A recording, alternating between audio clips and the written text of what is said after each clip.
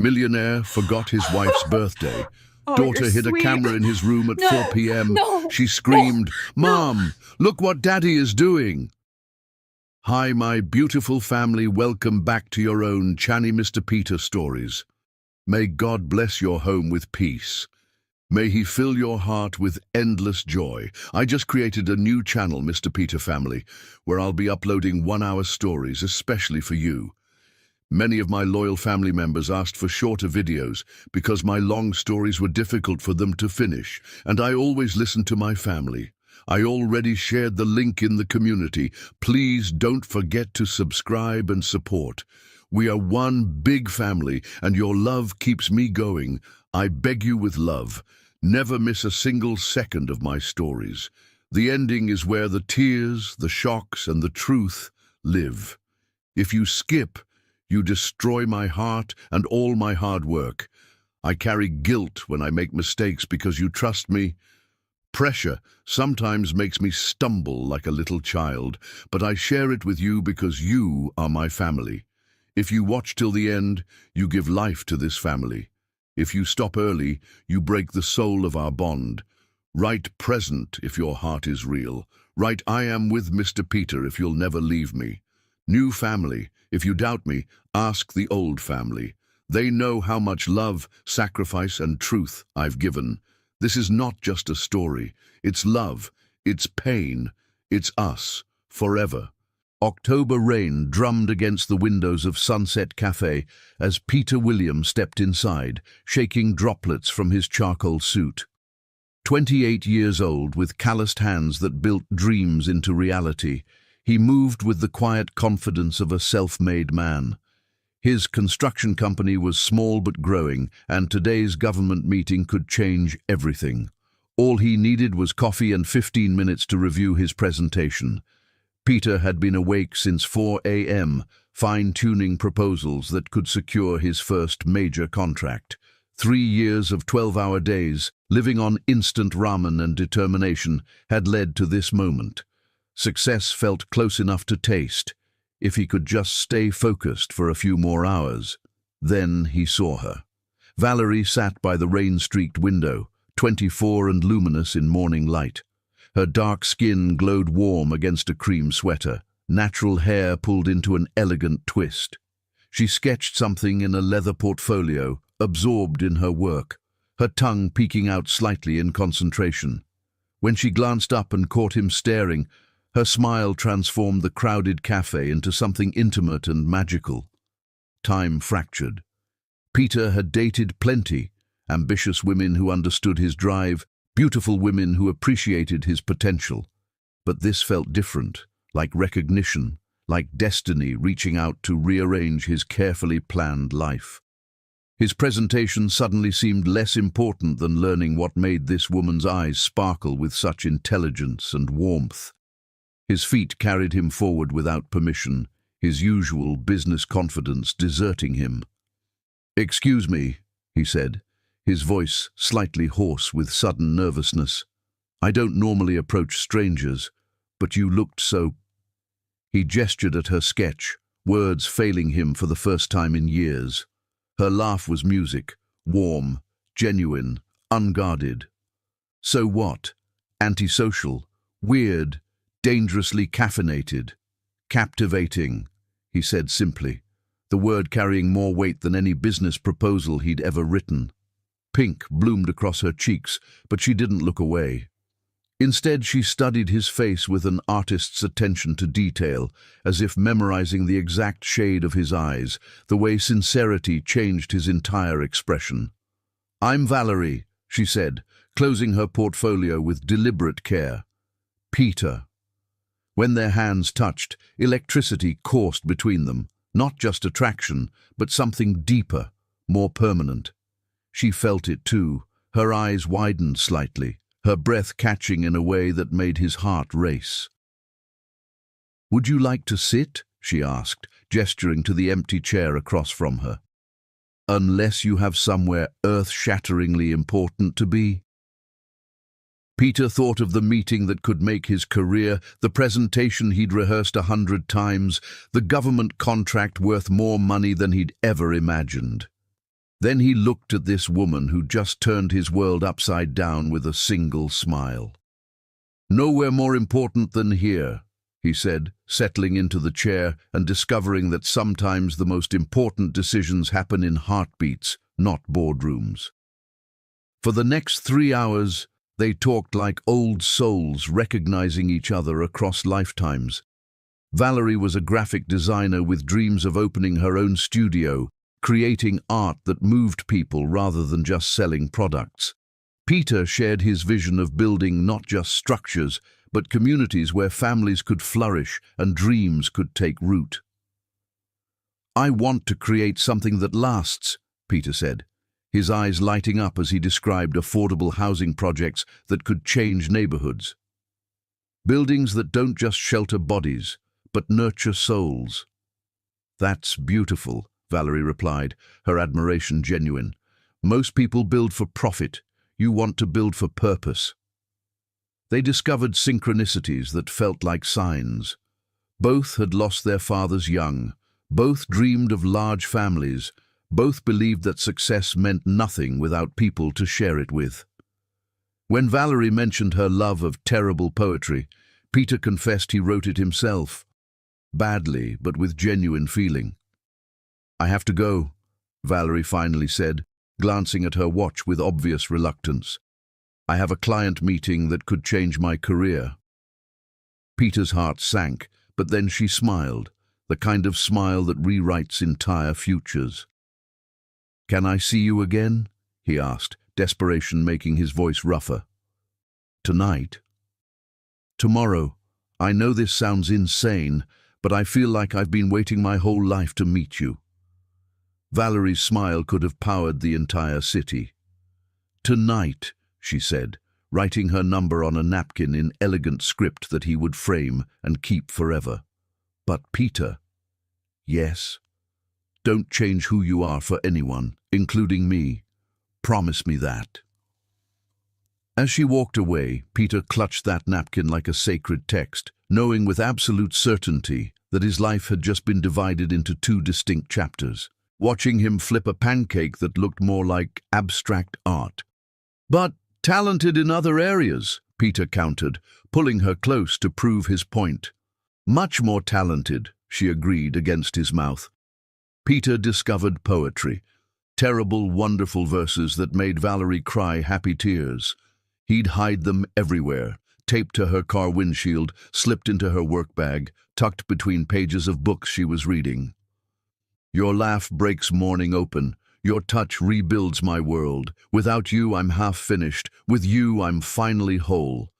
"This is absolutely dreadful poetry," Valerie told him one evening, tears streaming as she read his latest attempt. "I know. I'm a contractor, not Shakespeare. It's the most beautiful, terrible poem anyone's ever written for me." Meanwhile, Valerie filled sketchbooks with Peter's image, his hands building, his profile in concentration, the way his eyes crinkled when he laughed. During boring client meetings, she'd draw him from memory while her co-workers teased mercilessly. In her private moments, she practiced writing Mrs. Valerie William in elegant script, imagining white dresses and shared surnames and children with his gentle eyes. Their physical relationship deepened slowly, reverently. Every touch felt electric, every kiss a promise of forever. When they finally made love during an April thunderstorm, rain drumming against windows while they discovered each other with trembling hands and whispered declarations. "Are you certain?" Peter asked, his hands framing her face like she was something precious that might break. "I've never been more certain of anything," Valerie breathed, pulling him closer. They moved together like puzzle pieces, finding their perfect fit, urgent yet patient, passionate yet tender. Lightning illuminated tears of joy on Valerie's cheeks. "I love you," she whispered as they moved together. "I love you with everything I am."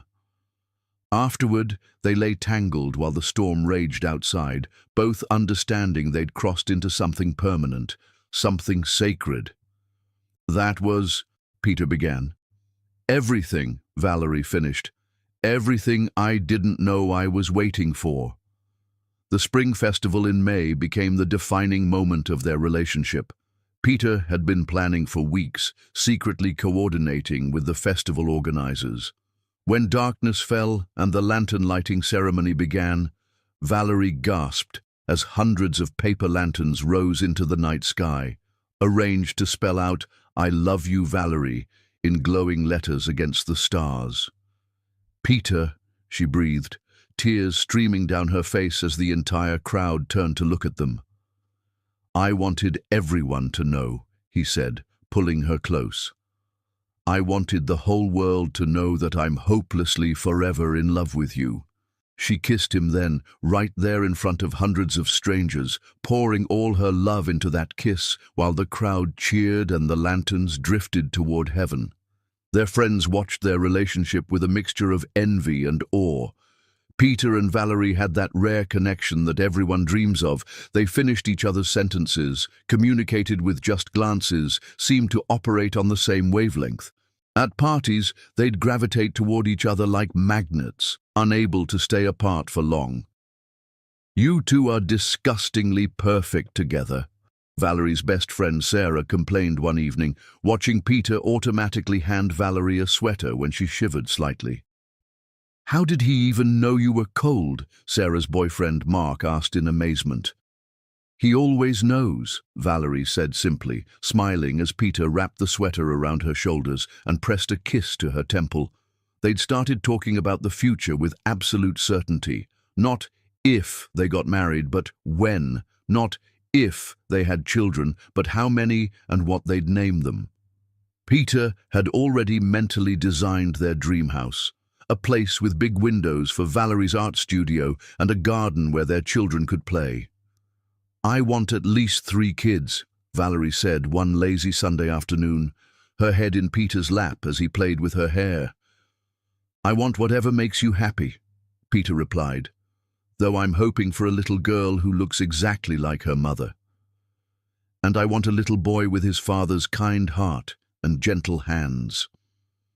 They'd lie like that for hours, planning their perfect future, believing with absolute faith that nothing could ever break what they'd built together. Their love felt invincible, eternal, written in the stars themselves. Peter had already started looking at engagement rings, imagining the moment he'd get down on one knee and ask Valerie to be his wife. He knew with absolute certainty that she'd say yes, just like he knew the sun would rise tomorrow. Their love was that sure, that solid, that unbreakable, or so they believed. By the end of 6 months, Peter, William and Valerie had created something beautiful and rare. A love story that seemed destined for fairy tale endings. They were best friends, passionate lovers, and soulmates who'd found each other against all odds. Neither could imagine anything ever coming between them. Their love felt too strong, too pure, too perfect to ever be threatened. They were young, they were in love, and they were certain that their happy ending was guaranteed. Chapter 3. Forever Begins. Today. 18 months of loving Valerie had taught Peter William what poets meant when they wrote about souls recognizing their missing half. He'd carried his grandmother's ring for 3 weeks, a symbol of 67 years of marriage that had ended only when death claimed his grandfather, waiting for the perfect moment to ask the woman who'd become his entire universe to marry him. The plan consumed him for days. He recreated their first date location by the lake, but transformed it into something from fairy tales. Rose petals carpeting the shoreline, candles flickering between trees, a string quartet hidden behind willows. Every detail mattered, because this moment would define the rest of their lives. Saturday evening arrived warm and golden. Peter collected Valerie with trembling hands, his heart hammering so violently he was certain she could hear it. "You seem nervous," Valerie observed, squeezing his fingers as they drove toward the lake. "Your hands are actually shaking." "Just thinking," Peter said, his voice slightly hoarse with emotion. "About what?" "About how much I love you. About how you've changed my world." When they reached the lake, Valerie gasped, Thousands of rose petals created a pathway leading to their sacred spot, now surrounded by flickering candles and fairy lights strung like stars between branches. The quartet played softly, filling evening air with music that sounded like love itself. "Peter," Valerie whispered, her hands flying to her mouth. "What is all this?" "This," Peter said, his voice thick with emotion, "is where my life really began. 18 months ago, right here, I fell in love with the most incredible woman in the world." He led her down the rose-petal path, both of them walking slowly as memories flooded back. The spot where they'd shared their first real conversation. The tree where he'd first kissed her. The patch of grass where she'd first told him she loved him. When they reached the center of the romantic display, Peter stopped and turned to face her. Valerie's eyes were already brimming with tears. She knew what was coming, but the reality overwhelmed every dream. "Valerie," Peter began, his voice breaking with emotion as he dropped to one knee. The quartet played their song, the melody from their first dance. "Before you, I was sleepwalking through life. You awakened something in me I didn't know existed. You taught me that love isn't just a feeling, it's a choice you make every single day." The diamond caught the candlelight, throwing rainbow sparks across her tear-streaked face. "This ring represents my grandparents' love story, 67 years of choosing each other through everything life brought them. Grandma made me promise to save it for the woman who would complete my soul." His voice shattered. "Valerie, you are my missing piece, my answered prayer, my forever person. Will you marry me and let me spend my lifetime proving how grateful I am that you exist?" Valerie was sobbing now, nodding frantically before she could even find her voice. "Yes," she finally managed through her tears. "Yes, yes, 1,000 times yes. Peter, I love you so much I can barely breathe. Of course I'll marry you." Peter slipped the ring onto her finger with shaking hands, then swept her up into his arms, spinning her around while she laughed and cried and covered his face with kisses. The quartet played triumphantly as rose petals swirled around them in the evening breeze. "I can't believe you did all this," Valerie whispered against his lips. "It's like something from a movie." "You deserve a movie," Peter replied, setting her down but keeping her pressed close against him. "You deserve everything beautiful in this world, and I'm going to spend the rest of my life making sure you have it." They danced there by the lake until the stars came out, lost in each other and their perfect happiness. When they finally went home, they made love with a new intensity, a new certainty. They belonged to each other now, officially and forever. The wedding 6 months later was everything they'd dreamed of and more. Valerie was radiant in a flowing silk gown that made her look like a princess, her natural beauty so stunning that guests gasped when she walked down the aisle. Peter stood at the altar in a midnight blue tuxedo, tears streaming down his face as he watched his bride approach. They'd written their own vows, pouring their hearts onto paper in words that left few dry eyes in the church. "Peter," Valerie said, her voice clear and strong despite her tears, "you are my miracle. You taught me that fairy tales are real, that true love exists, that someone can love you so deeply it changes who you are. I promise to love you through every season of our lives, to support your dreams as you've supported mine, to be your partner in all adventures, and to never ever take for granted the gift of your love. I promise to choose you every day in every way for the rest of my life." Peter's voice was thick with emotion as he responded, "Valerie, my beautiful wife, you are the answer to every prayer I never knew how to pray. You make me want to be the man you see when you look at me, kind, strong, worthy of your incredible love. I promise to protect your heart as carefully as you've trusted me with it. I promise to love you more tomorrow than I do today, and more next year than I do tomorrow. I promise that nothing, absolutely nothing, will ever come between us or shake the foundation of what we've built together. You are my forever, and I am yours." The kiss that sealed their marriage was passionate and tender, full of promise and absolute devotion.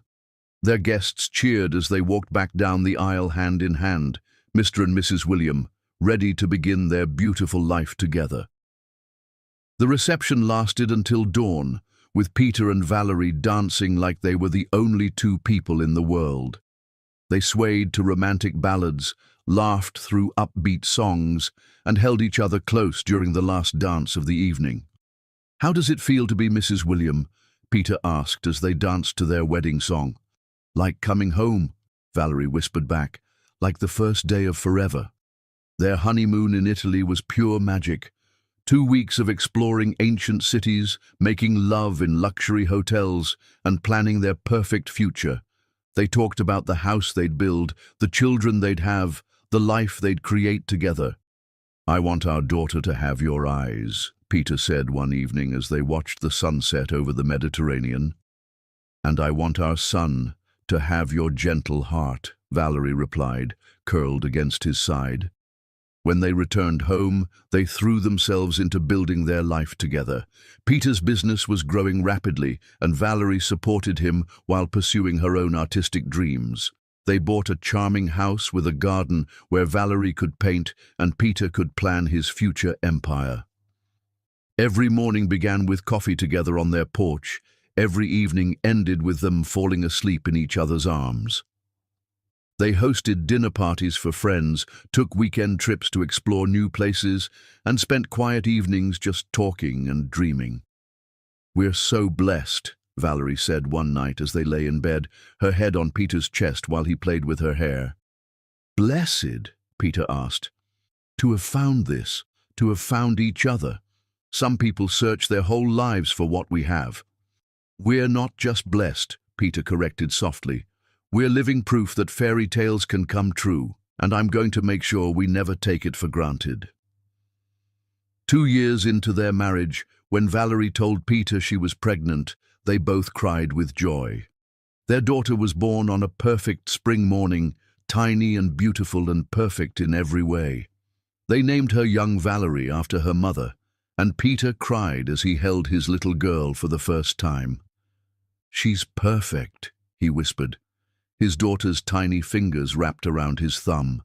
"She's perfect, just like her mother."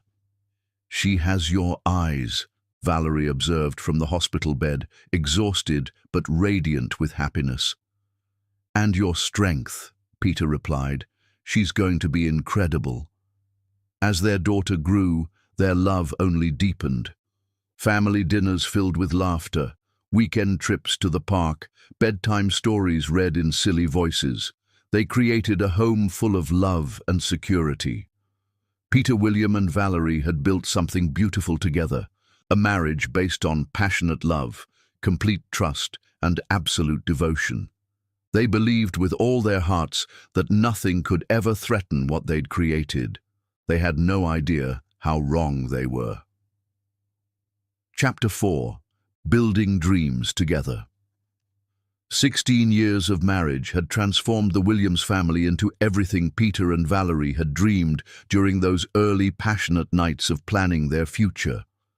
Their daughter, young Valerie, now 16 and brilliant, was living proof that fairy tales could become reality. Peter's construction company had evolved beyond his wildest ambitions. William Construction dominated the East Coast, with government contracts worth hundreds of millions and projects spanning internationally. The boy who'd once mixed concrete by hand now commanded an empire, his signature on buildings across 12 states. Success had been kind to them. Their Georgian mansion sat on 15 acres of manicured perfection, 8 bedrooms, guest cottage, gardens that Valerie had designed with an artist's eye for beauty. The garage held luxury vehicles they'd once only imagined owning. "Sometimes I can't believe this is our life," Valerie said one morning, standing in their marble kitchen that rivaled 5-star restaurants. At 38, motherhood and happiness had given her a glow that stopped strangers in their tracks. Her art studio occupied the mansion's east wing, filled with paintings of the life they'd built together. "Sometimes I think I'll wake up back in that tiny apartment, Wondering if I dreamed all this, Peter replied, wrapping his arms around his wife as they watched their daughter practice piano in the sunroom. Young Valerie had inherited the best of both parents, her mother's artistic sensitivity and her father's strategic mind. Honor roll student, debate team captain, already receiving recruitment letters from Harvard and Yale. At 16, she possessed the kind of wisdom that made adults pause and really listen. She's going to change the world someday, Valerie said proudly, watching their daughter's graceful fingers dance across the piano keys. She already changed mine, Peter replied. Both of you did. The William family's weekly routine had become a carefully orchestrated ballet of success. Monday mornings meant family breakfast on the terrace overlooking their rose garden, where Peter would share stories from his latest construction projects while Valerie discussed her upcoming art exhibitions. Young Valerie would contribute her own news, academic achievements, social events, college preparation plans. Harvard sent another recruitment letter, young Valerie announced one Tuesday morning, sliding the prestigious envelope across the breakfast table. They're really interested in my portfolio. Of course they are, Peter beamed with paternal pride. You're brilliant, sweetheart. You can go anywhere you want. I want to study business and art, she said thoughtfully. Maybe combine them somehow. Build something meaningful like you did, Dad. Peter's chest swelled with emotion. His daughter understood that true success wasn't just about money, it was about creating something that mattered, something that helped people and communities thrive. Their social calendar was packed with charity galas, business dinners, and cultural events. Valerie had become a patron of the arts, serving on museum boards and organizing fundraisers for local artists. Peter was frequently invited to speak at business conferences and university commencements, sharing his story of building an empire from humble beginnings. The Williamses are relationship goals, their friends would say with obvious envy. At dinner parties, Peter and Valerie still gravitated toward each other like magnets, still finished each other's sentences, still shared private smiles across crowded rooms. Their love life remained passionate and tender. Despite busy schedules and parental responsibilities, they made time for each other, surprise lunch dates, weekend getaways to their vacation home in the mountains, quiet evenings dancing in their living room while young Valerie rolled her eyes and pretended to be embarrassed by her parents' obvious affection. "You two are disgusting," she'd tease, but secretly she loved seeing her parents so happy together. It gave her hope that real love actually existed, that she might someday find what her parents had. Sunday family dinners were sacred traditions that nothing was allowed to interrupt. They'd gather around the antique dining table that seated 12 but felt intimate when it was just the three of them. Peter would carve the roast while Valerie served vegetables from their own garden, and young Valerie would regale them with stories from school and her various activities. "Tell me about your week, princess," Peter would say, giving his daughter his complete attention despite the phone that buzzed with business calls.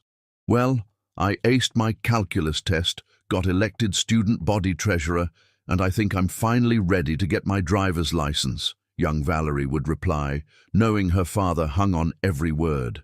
"No dating until you're 30, Peter would joke, making both his wife and daughter laugh. "Peter William, you cannot protect her forever," Valerie would chide gently. "She's going to meet someone wonderful someday, just like I did." Their daughter was growing up surrounded by love, security, and endless possibilities. She had her own car, a safe but stylish sedan, a generous allowance that she mostly saved or donated to charity, and parents who supported every dream and ambition. Young Valerie's friends were in awe of her family's lifestyle, but she never let it go to her head. Her parents had raised her to understand that privilege came with responsibility, that wealth was meant to be shared with those less fortunate. "We are incredibly blessed," Valerie would tell her daughter during their mother-daughter shopping trips to Manhattan. "But we must never forget that with great blessings come great responsibilities to help others." The William Family Foundation, established when Peter's business first became profitable, now donated millions annually to education, housing assistance, and arts programs. Young Valerie had been involved since childhood, helping to select scholarship recipients and visiting the homes they'd helped build for families in need. Peter's business success had afforded them incredible experiences. Family vacations to Europe, where they'd explore art museums and historical sites. Ski trips to Colorado, where Peter taught his daughter to navigate challenging slopes, while Valerie preferred the cozy lodge with hot chocolate and a good book. Summer weeks at their beach house in the Hamptons, where they'd host extended family and close friends. "I want her to see the world," Peter told Valerie one evening as they planned young Valerie's graduation trip. "I want her to understand how big and beautiful life can be." "She already understands," Valerie replied. "Look how she's turned out. Confident but humble, ambitious but kind. We've raised an incredible human being." Their marriage had only grown stronger through the years of success. They'd weathered the typical challenges: sleepless nights with a teething baby, financial stress during the company's early expansion, the normal ups and downs of any long-term relationship. But they'd faced everything together, their bond deepening with each shared experience. Peter still wrote Valerie terrible poems on special occasions, and she still sketched him when she thought he wasn't looking. They still danced in their kitchen on Saturday mornings, still talked for hours about everything and nothing, still made love with the passion of newlyweds, despite being together for nearly 2 decades. "Do you ever regret giving up your graphic design career?" Peter asked one evening as they walked through Valerie's art studio, surrounded by paintings that galleries were begging to exhibit. "Never," Valerie said firmly. "This life we've built together, this family, this love, it's more beautiful than anything I could have created on my own." Their friends often asked for the secret to their happiness, the key to maintaining such obvious love and respect after so many years together. "We never stopped dating each other," Valerie would explain. "We never stopped being grateful for what we have." "We remember that we're best friends first," Peter would add. "Everything else flows from that foundation." As young Valerie approached graduation and prepared for college, both parents felt the bittersweet mixture of pride and impending loss. Their little girl was becoming a remarkable woman, ready to make her own mark on the world.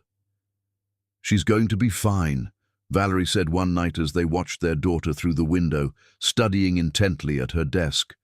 "More than fine. She's going to be extraordinary." "Just like her mother," Peter replied, kissing his wife's temple. The William family had built something beautiful together, a life of love, success, and shared dreams. They had everything anyone could want: financial security, a gorgeous home, a brilliant daughter, and a marriage that had only grown stronger with time. They believed their happiness was unshakable, their love unbreakable, their future unlimited. They had no idea that their perfect world was about to be tested in ways they couldn't imagine. Chapter 5. The Slow Poison of Success. The transformation didn't happen overnight. It crept into Peter Williams' soul like carbon monoxide, invisible, odorless, deadly. It started with a single missed dinner in March. The soul project needed immediate attention, and Peter made what felt like a reasonable choice: one night of disappointment to secure their family's future. Valerie understood. Young Valerie, now 16, rolled her eyes but forgave him. "Rain check on family game night?" Peter asked, already reaching for his coat. "Of course," Valerie smiled, though something flickered in her eyes. "We'll save Monopoly for tomorrow." Tomorrow became next week. Next week became a pattern. By June, Peter's home office had metastasized into a command center that never slept. 8 monitors displayed real-time data from projects spanning 4 continents. His phone buzzed every 30 seconds with decisions only he could make, crises only he could solve, opportunities only he could seize. "The Pentagon wants the Syrian base operational 6 months early," Peter barked into his headset one Tuesday morning, pacing like a caged animal while Valerie knocked softly with breakfast he wouldn't eat. "I don't care if we need 6 crews working Christmas. This contract is worth $800 million. He waved her away without looking up, missing the hurt that flashed across her face, missing how her shoulders sagged as she retreated with the untouched coffee that had gone cold in her hands. That evening, Peter found Valerie in their garden, deadheading roses in the fading light.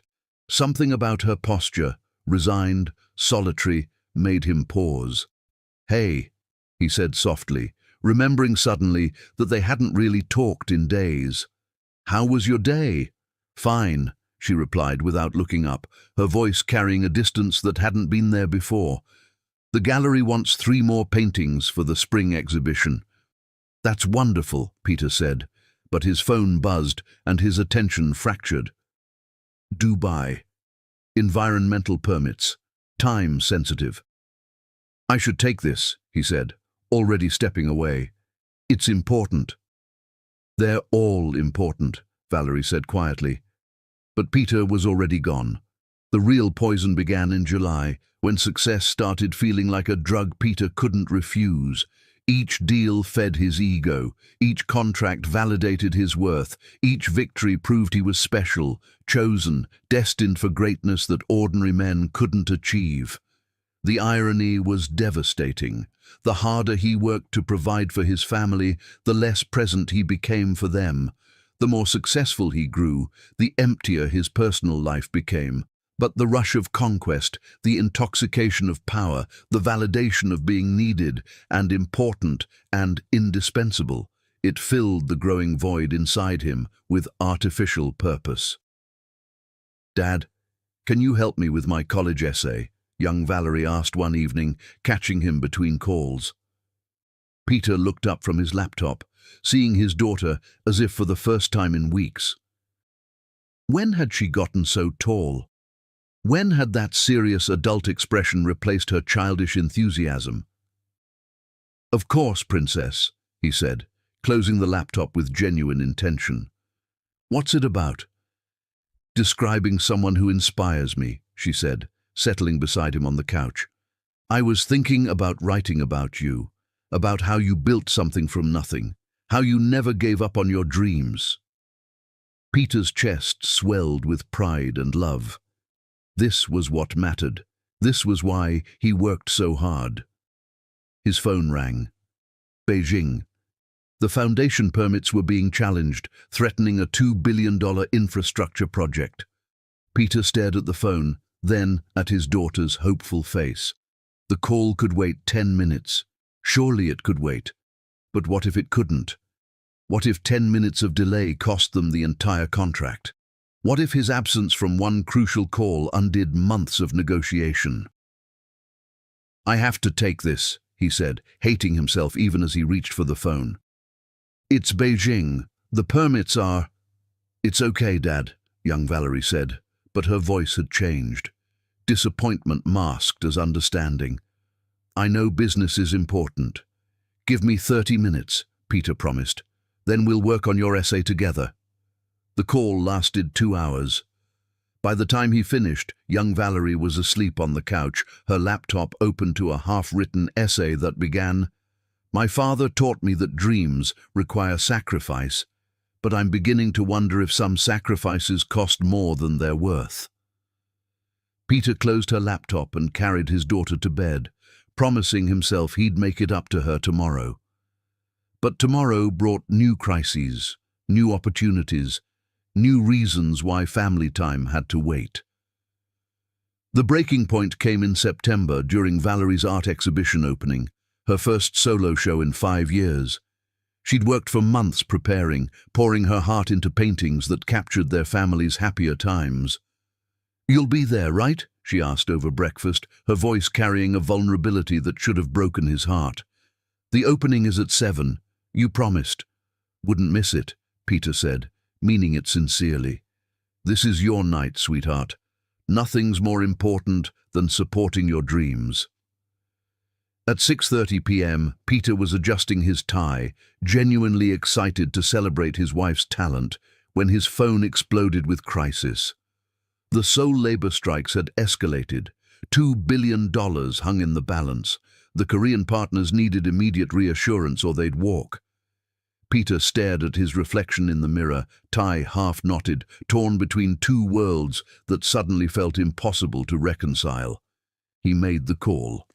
At 7 p.m., Valerie stood beside her paintings, beautiful works depicting their family's love story, explaining to concerned friends why her husband wasn't there. "He's handling a crisis," she said with practiced grace, but Peter knew she was dying inside.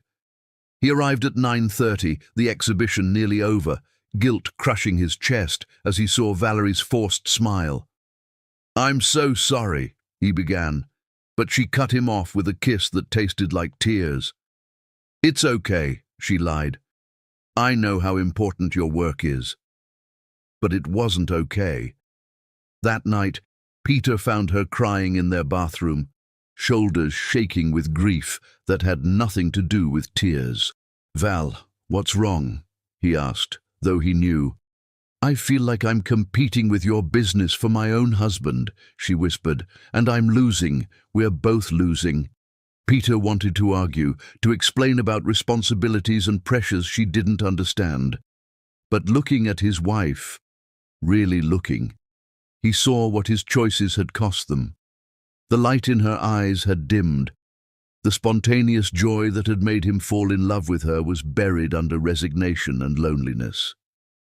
"I'll do better," he promised, pulling her close. "I'll find balance. I'll remember what's really important." And he meant it. For 3 days, Peter tried to be the husband and father he'd once been. He worked reasonable hours, had dinner with his family, helped young Valerie with college applications. It felt like coming home to himself. Then Dubai called with an opportunity that would double their revenue overnight. The window was narrow. 48 hours to submit a proposal that would establish them as the premier international contractor. Peter stared at his phone as it rang, his family's laughter drifting from the kitchen where they were making pancakes together. He could ignore it. He could choose them. But the rush of possibility, the intoxication of potential success, the fear of losing ground to competitors, it all crashed over him like a wave. He answered the call. "Peter Williams speaking. Yes, I'm very interested in discussing the Dubai expansion." From that moment, Peter began choosing success over family systematically, methodically, unconsciously. Each decision felt reasonable in isolation, but together they built a wall between him and the people he loved. He missed young Valerie's debate tournament finals. "Dad's negotiating with government officials," Valerie explained to their daughter's disappointed face. "He cancelled their anniversary dinner." "The Seoul project needs immediate attention," he told his wife. "We'll celebrate next weekend." They never did. He forgot Valerie's birthday entirely until his assistant reminded him at noon. The guilt gifts, expensive jewelry, luxury spa treatments, felt like bandages on severed arteries. "I don't want gifts," Valerie told him after another apologetic delivery. "I want my husband back. I want the man who used to write me terrible poems and dance with me in our kitchen." "I'm building something for our family," Peter replied, already reaching for his buzzing phone. "Everything I do is for you and young Valerie." But that was the lie he told himself to justify choosing everything above the people he claimed to love. Success had become his master, and Peter served it with religious devotion while his family slowly starved for his attention. The worst part wasn't the missed events or forgotten anniversaries. It was how Peter's fundamental character began changing under the pressure of constant decision-making and the intoxication of power. Patience disappeared first. The gentle man who'd once helped Valerie work through her insecurities became sharp and dismissive when conversations didn't move at business speed. "Can we discuss this later?" became his response to everything. Young Valerie's questions about college, Valerie's concerns about their marriage, invitations to social events that had once brought them joy. Empathy followed. The man who'd once noticed every nuance of his wife's moods now treated her emotions like inefficiencies to be managed rather than feelings to be honored.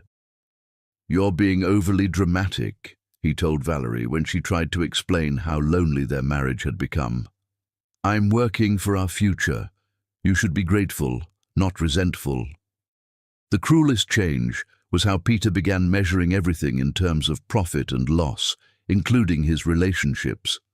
Time spent with family became time not spent building wealth. Emotional conversations became distractions from important work. Love became a luxury he couldn't afford, rather than the foundation that made success meaningful. By December, Peter had everything he'd thought he wanted: a billion-dollar empire, international recognition, power that opened every door. But he'd lost everything that actually mattered: his wife's trust, his daughter's respect, and his own soul. The man who'd once promised that nothing would come between them had allowed ambition to build walls around his heart that even love couldn't penetrate.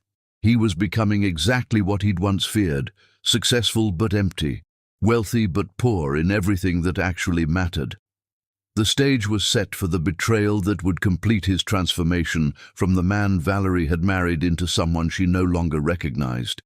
A husband who no longer made time for his wife's emotional needs, who'd replaced intimate connection with expensive gifts, who valued business deals more than family moments, was perfectly positioned for the kind of devastating choices that destroy marriages forever. Peter Williams was about to discover that when you stop feeding love, it doesn't disappear, it dies, and something else, something hungry and selfish and destructive, grows in its place. Chapter 6. Cracks in Paradise. The first crack in Peter's perfect life appeared wearing Armani and wielding a Harvard MBA like a weapon. Rebecca Martinez entered Peter's world during a classified Pentagon briefing where billion-dollar defense contracts were discussed in soundproof rooms by people who understood that power was the ultimate aphrodisiac. She was everything Valerie wasn't: cold where his wife was warm, calculating where Valerie was trusting, predatory where his wife was nurturing. At 38, Rebecca had perfected the art of seduction through professional necessity. Corporate consulting required reading men's weaknesses instantly, exploiting their vulnerabilities for profit. She'd destroyed 3 marriages during her career climb, leaving a trail of broken executives who'd confused business manipulation with personal attraction. Rebecca specialized in successful men who'd grown bored with their comfortable lives. Her psychological profile was precise: target powerful men experiencing marital distance, validate their importance in ways their wives no longer did, then exploit the emotional void that career obsession had created in their hearts. Peter Williams represented her greatest challenge yet: a billionaire with an apparently stable marriage, genuine love for his family, and enough moral foundation to resist obvious temptation. Rebecca studied him for weeks before their first meeting, researching his background, analyzing his psychological profile, identifying the exact pressure points that would make him vulnerable to her particular brand of destruction. "Mr. William," Rebecca said after the Pentagon briefing, her handshake lingering provocatively while she made direct eye contact that lasted precisely 3 seconds longer than professional courtesy required. "I've studied your overseas expansion extensively. Impressive trajectory, ruthless execution when necessary. My consulting firm specializes in companies ready to think beyond conventional limitations." She'd chosen her words carefully. Ruthless appealed to his business ego. Beyond conventional limitations suggested she understood his ambition in ways his suburban wife never could. Every gesture was calculated to plant seeds of dissatisfaction with his current life, while positioning herself as the sophisticated alternative he didn't know he was craving. "I'm always interested in expanding my reach," Peter replied, studying her longer than was professional. His marriage had become predictable: morning coffee and evening wine, familiar conversations about familiar problems. Rebecca represented something his comfortable life no longer provided. The thrill of conquest, the intoxication of forbidden desire, the validation that he was still attractive to women who had choices. "Excellent," Rebecca smiled with predatory satisfaction. "I think we could accomplish remarkable things together. Should we discuss it over dinner? Somewhere private where we won't be interrupted by lesser concerns?" The phrasing was deliberate. Lesser concerns dismissed his family obligations as unworthy of his attention, subtly suggesting that a man of his stature deserved more sophisticated priorities than domestic responsibilities. Their first meeting took place at Le Bernardin, a restaurant where privacy was guaranteed, conversations were never overheard, and the wine list cost more than most people's monthly salary. Rebecca had reserved a corner table where candlelight would flatter her features and intimate conversation would feel natural rather than forced. She arrived 15 minutes late, a calculated move to demonstrate her own importance while creating anticipation that would make Peter more receptive to her influence. When she finally appeared, dressed in a black silk dress that suggested, rather than revealed, Peter's immediate physical response told her everything she needed to know about his vulnerability. "You're not what I expected," Rebecca observed over wine that cost more than most people's rent, her eyes holding his with an intensity that made his pulse quicken and his wedding ring feel suddenly heavy on his finger. "Most men at your level have lost their hunger for real challenge. But you still have that edge, that drive that separates true winners from everyone else." Her fingers traced patterns on the tablecloth suggestively. "I find ambitious men who refuse to settle for ordinary, irresistible." The subtext was unmistakable, but wrapped in enough business language to maintain plausible deniability. Rebecca had perfected this approach through years of practice, creating intimacy that felt accidental rather than orchestrated, making married men feel like they were discovering attraction rather than being seduced. "Success has always required thinking beyond conventional boundaries," Peter replied, his voice slightly rougher than usual as he found himself leaning forward, drawn into her web of sophisticated temptation. "Exactly," Rebecca purred, moving her hand closer to his on the table. "Most people accept limitations imposed by domestic expectations, but truly, successful people understand that extraordinary achievement requires extraordinary choices." She was systematically undermining his marriage without directly attacking it, suggesting that Valerie and young Valerie were holding him back from his true potential rather than supporting his greatest achievements. Every word was chosen to create dissatisfaction with his current life, while positioning herself as the sophisticated upgrade he deserved. Peter left that dinner feeling more alive than he had in months, his neglected ego fed by her obvious interest and intellectual challenge. When Valerie asked about his evening over their hurried breakfast, he found himself lying with surprising ease, the deception feeling less like betrayal and more like protecting his wife from complications she wouldn't understand. "Boring government contractors discussing regulatory compliance," he said, already planning his next meeting with Rebecca. "Nothing worth discussing with someone as interesting as you." The compliment was automatic, guilt-induced, but Valerie smiled with the trusting affection of a woman who still believed her husband's lies came from consideration rather than deception. The guest house purchase came next, ostensibly for sensitive business negotiations requiring absolute privacy and security.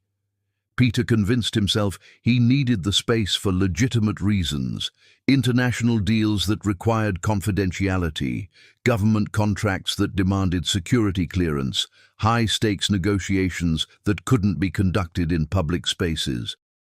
The luxury property sat across town from his family home, equipped with military-grade security systems, soundproofing that ensured complete privacy, and amenities that had nothing to do with business meetings.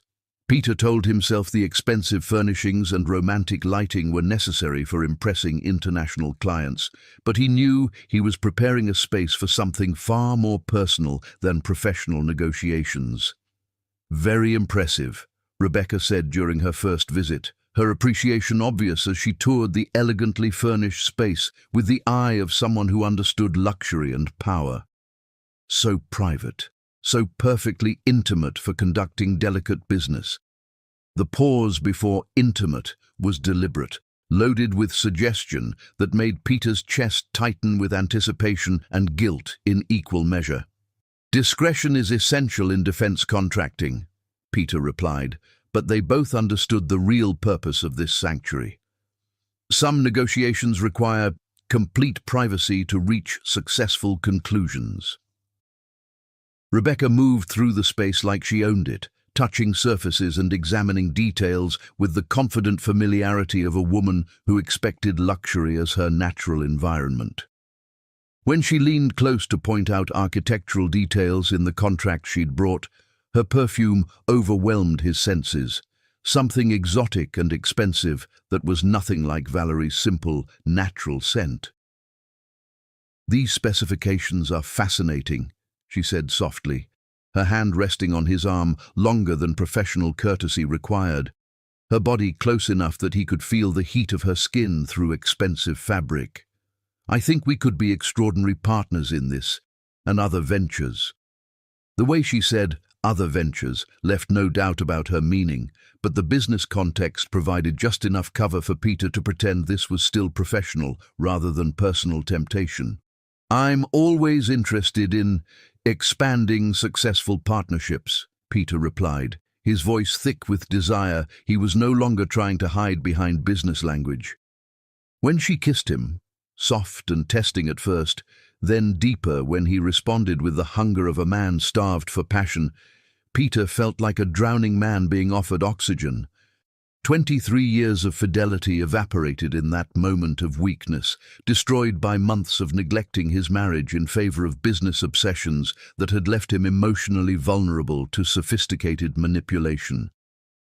"We shouldn't," he whispered against her lips, even as his hands tangled in her hair with desperate need. "Probably not," Rebecca agreed, but her actions contradicted her words as she pulled him closer, with the confidence of a woman who knew she'd already won. "But sometimes what we shouldn't do is exactly what we need to finally feel alive again." They made love on the expensive sofa Peter had purchased for client meetings, while his wife waited at home for a husband who was choosing temporary pleasure over permanent commitment. The guilt was immediate and overwhelming, but it was also intoxicating. The thrill of breaking rules, the validation of being desired by someone who had options, the escape from domestic responsibilities that felt increasingly mundane compared to this sophisticated passion. "This can't happen again," he told Rebecca afterward. But even as he said it, he was already planning their next meeting, already addicted to the way she made him feel powerful and desired and important. "Of course not," she agreed with a smile that said she understood his weakness better than he understood it himself. This was just business getting a little too intense. But she knew it would happen again and again. Rebecca had perfected this seduction through years of practice, understanding exactly how to transform successful men into willing participants in their own destruction. Peter Williams was no different from the others, just another powerful man who'd confused business success with personal invincibility, another husband who'd prioritized professional achievement over emotional intelligence. Within weeks, what had started as a calculated seduction had become a full-blown affair that consumed Peter's thoughts and dominated his schedule in ways that even his billion-dollar business never had. The guest house became their sanctuary, a place where Peter could pretend he was someone else, not a husband, not a father, not a man with responsibilities, but a successful, powerful man being desired by a beautiful woman who understood his world in ways his family never could. Rebecca was everything Valerie wasn't, and she made sure Peter never forgot the comparison. Where his wife was gentle and supportive, Rebecca was aggressive and challenging. Where Valerie encouraged his dreams, Rebecca pushed him to want more, to take what he deserved regardless of who it might hurt in the process. "You're wasted in that suburban fantasy," Rebecca would whisper during their passionate afternoons together, systematically poisoning his appreciation for the life he'd built with Valerie. "A man with your power, your success, your sophistication, you deserve so much more than playing house with someone who doesn't understand your true potential." Peter found himself believing her manipulation, convincing himself that he'd outgrown his marriage rather than destroyed it through neglect. He forgot that it was his own choices that had created distance between him and Valerie, his own priorities that had reduced their passionate love to polite coexistence, his own behavior that had made him vulnerable to Rebecca's calculated seduction. The affair became his addiction, more powerful than success, more important than family, more necessary than the love he'd spent 23 years building with the woman who'd given him everything that truly mattered. The lies came easier with practice. Working late on the Dubai project became code for spending hours with Rebecca. Business dinner with investors meant romantic evenings at expensive restaurants where they could pretend to be a real couple. Emergency conference call meant stealing away for passionate encounters that left him feeling guilty and exhilarated in equal measure. Young Valerie, now 18 and preparing for college, began to notice her father's changed behavior with the keen observation skills he'd taught her. "Dad's been working really late a lot lately," she mentioned to her mother one evening as they prepared dinner together, another meal Peter would miss due to urgent business. "The company is expanding internationally," Valerie explained, but she'd noticed the changes too.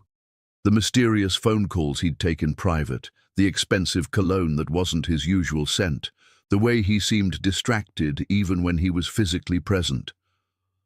"I followed him once," young Valerie confessed quietly, "just to see where he really goes for all these late meetings." "Valerie, you shouldn't spy on your father," her mother scolded gently, but there was worry in her voice. "I know, but Mom, I saw him go into that guest house across town, the one he bought for business meetings, but it didn't look like business to me." The daughter's sharp intelligence had picked up on details that a trusting wife had missed or chosen to ignore. Young Valerie had seen her father's car at the guest house at times when he'd claimed to be in important meetings elsewhere. She'd noticed credit card charges for expensive jewelry that never appeared as gifts for her mother. She'd observed the subtle signs of a man living a double life. "What did you see?" Valerie asked, though part of her didn't want to know the answer.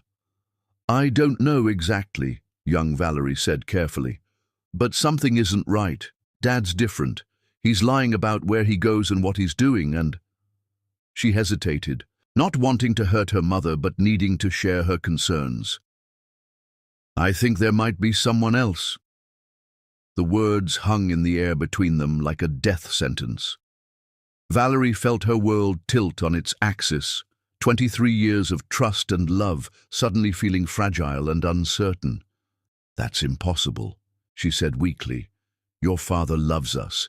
He would never—" But even as she said it, Valerie remembered all the missed dinners, the forgotten anniversaries, the way Peter seemed to be living a life that no longer included his family.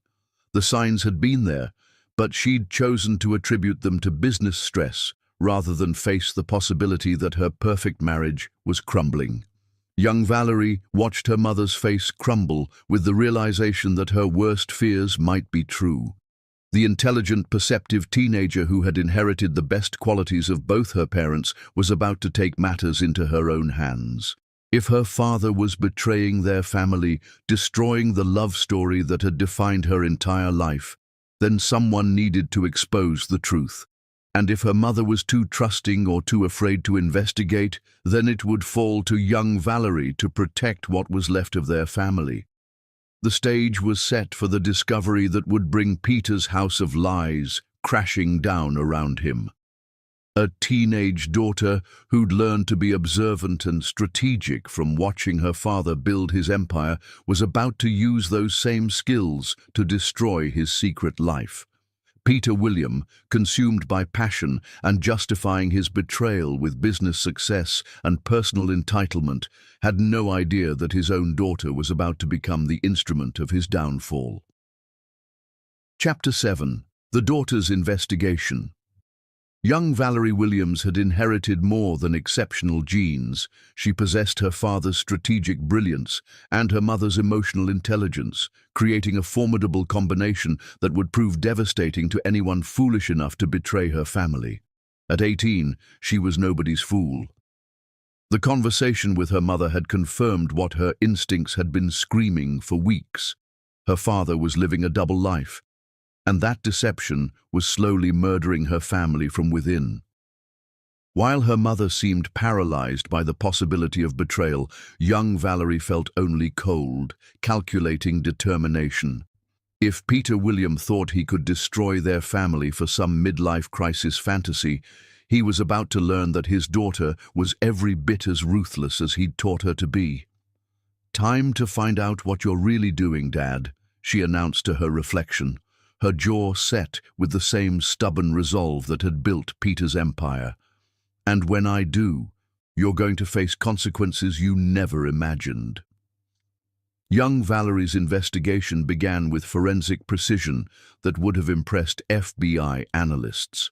She started by hacking the family's financial records, a skill learned from her computer science classes, discovering the guest house purchase buried in corporate expenses 6 months ago. Cross-referencing credit card statements with Peter's claimed whereabouts revealed a pattern of deception that made her physically sick. Expensive dinners on nights he'd claimed to be working late, purchases from jewelry stores that coincided with emergency business trips.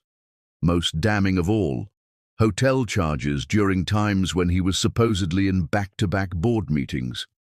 "Interesting," she murmured, cross-referencing credit card statements with her father's claimed whereabouts. The pattern was damning. Charges for expensive dinners on nights when he'd claimed to be working late, purchases from luxury lingerie stores that coincided with business trips, and most tellingly, regular visits to high-end hotels during times when he was supposedly in back-to-back meetings.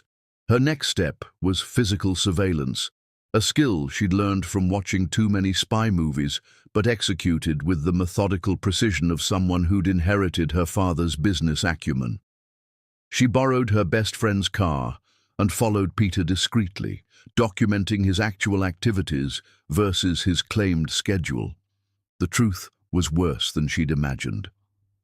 On a Thursday afternoon, when Peter had told the family he was in crucial negotiations with Pentagon contractors, young Valerie watched from across the street as her father's BMW pulled into the guest house driveway.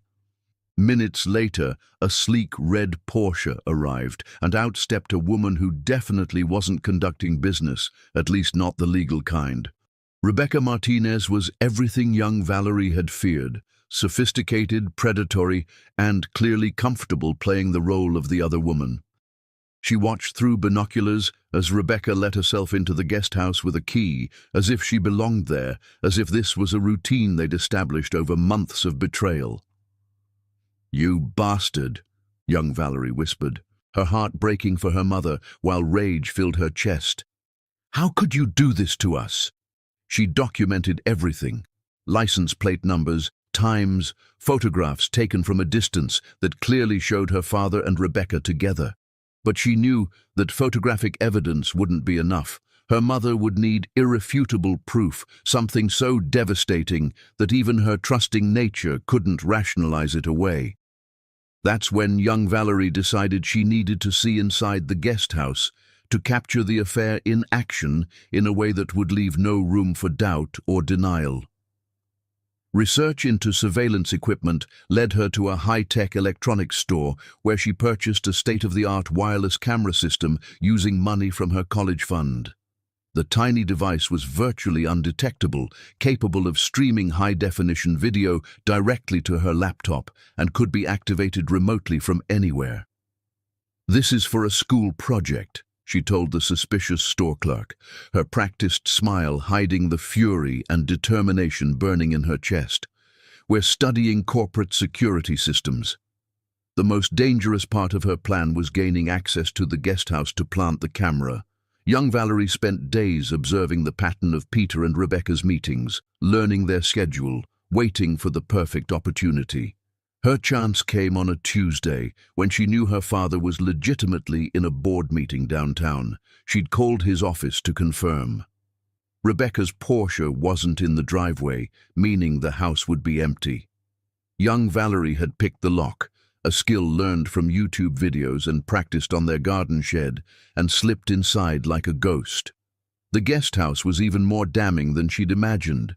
This wasn't a business meeting space. It was a love nest, decorated with romantic touches that made her stomach turn. Expensive wine in the refrigerator, silk sheets on the bed, photographs of Rebecca strategically placed where her father would see them every day. "He's lost his mind," she muttered, her anger growing with each piece of evidence she discovered. In the bedroom dresser, she found jewelry that should have been gifts for her mother, love letters written in her father's handwriting, declaring his passion for Rebecca, and credit card receipts for romantic getaways that he'd never taken with his wife. Young Valerie positioned the camera in the bedroom with the skill of a professional operative, hiding it inside a decorative clock on the nightstand, where it would capture everything while remaining invisible. She tested the connection to her laptop, ensuring the wireless signal was strong and the video quality was crystal clear. "Perfect," she said grimly, looking around the room that represented the death of her parents' marriage. "Now let's see you try to lie your way out of this, Dad." Before leaving, she left a subtle calling card, rearranging items just slightly so she'd know if anyone had been there, ensuring she could track when the next rendezvous occurred. Then she slipped out as quietly as she'd entered, her heart pounding with a mixture of accomplishment and heartbreak. That evening at dinner, young Valerie studied her father with new eyes. Peter sat at the head of their family table, cutting his steak and making small talk about his day, while his phone buzzed with messages that he answered with the secretive smile she now knew was meant for his mistress. "How was your meeting with the Pentagon contractors?" young Valerie asked innocently, watching her father's face for any sign of guilt. "Productive," Peter replied without looking up from his phone. "Very productive. These government contracts are complex, but the payoff will be worth it." The ease with which he lied to his own family was breathtaking. Young Valerie felt sick watching him deceive her mother, who was trying so hard to maintain normal conversation despite the growing suspicion her daughter had planted. "Will you be working late again tomorrow?" Valerie asked her husband, hope and fear warring in her voice. "Probably," Peter said, finally looking up but focusing on his wife with the detached attention he might give a business acquaintance. "The Dubai project needs immediate attention, and the time difference means I'll be on calls until midnight." More lies. Young Valerie knew from her surveillance that Dubai project calls were scheduled for early morning, not evening. Tomorrow night was clearly planned as another rendezvous with Rebecca. "I wish you didn't have to work so much," Valerie said softly. "I feel like we barely see each other anymore." For just a moment, something flickered in Peter's eyes. Guilt, perhaps, or the ghost of the man he used to be. But it was gone so quickly that young Valerie might have imagined it.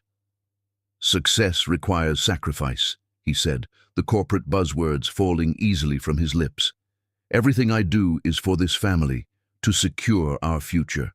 Young Valerie wanted to scream at the hypocrisy, to reveal right then and there what she knew about his lies and betrayals. But she forced herself to remain calm, to continue playing the role of the innocent daughter while she waited for the perfect moment to expose the truth. "I know, Dad," she said sweetly. "You're always thinking about what's best for our family." After dinner, Young Valerie retreated to her room and activated the camera system. The guest house was dark and empty, but she knew that wouldn't last long. Her father's behavioral patterns suggested another meeting was imminent, and when it happened, she'd be ready. She spent the evening reviewing the evidence she'd already gathered: photographs, financial records, timeline discrepancies, building a case that would be impossible to deny. This wasn't just about catching her father in an affair, it was about protecting her mother from further lies and giving their family a chance to heal from the damage Peter's betrayal had caused. "I'm sorry I have to be the one to do this," she whispered, looking at a family photo from happier times when her father's smile had been genuine and her mother's eyes had sparkled with real happiness. "But someone has to protect what's left of our family." Young Valerie had transformed from a trusting daughter into a strategic operative, using every skill she'd learned from watching her parents build their empire to tear down the lies that were destroying it. She was 18 years old, preparing for college, and planning to expose her father's adultery with the cold precision of a seasoned investigator.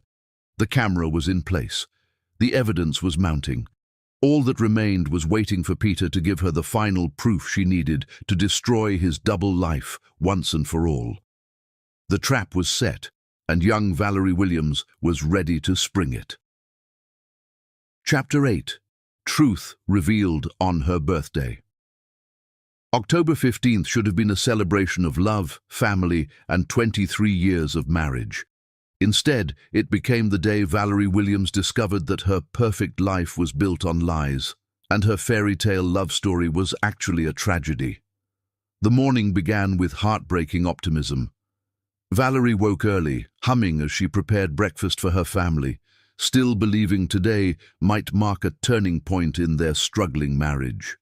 She wore the blue dress Peter had once said made her look like an angel, bought his favorite coffee, planned his preferred breakfast. "Happy birthday, Mom," young Valerie chirped, bounding into the kitchen with a wrapped gift and a smile that barely concealed the rage she'd been carrying for days. "Thank you, sweetheart," Valerie replied, embracing her daughter. "Where's your father? I thought we could have breakfast together as a family." Young Valerie's expression darkened almost imperceptibly. She'd been monitoring the camera feed since dawn, watching her father arrive at the guest house at 7 a.m. with fresh flowers, expensive champagne, and lingerie that should have been birthday gifts for his wife. "Conference call with Singapore?" Young Valerie lied, unable to shatter her mother's hope before she had devastating proof to show her. Something about emergency contract modifications.